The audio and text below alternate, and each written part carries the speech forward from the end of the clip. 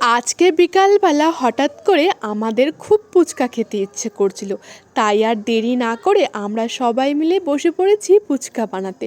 সবার আগে আটাটাকে ভালো করে মেখে ছোট ছোট করে গুটি করে রেখে দিয়েছি। এদিকে তেঁতুল জলটাও হয়ে গিয়েছিল, আর আমার এই বান্ধবীটা ছোট ছোট করে পুরিগুলো বেলে দিচ্ছিল। তেলটা গরম হয়ে গেলে আমি পুরিগুলো ভেজে দিচ্ছি।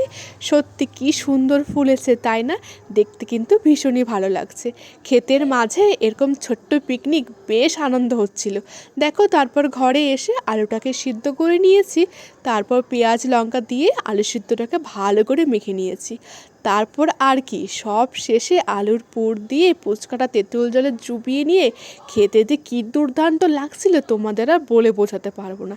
কি তোমাদের কি লোভ লাগছে? চলে আসো আমাদের বাড়িতে, আবারও না হয় ফুচকা পার্টি করে নেব।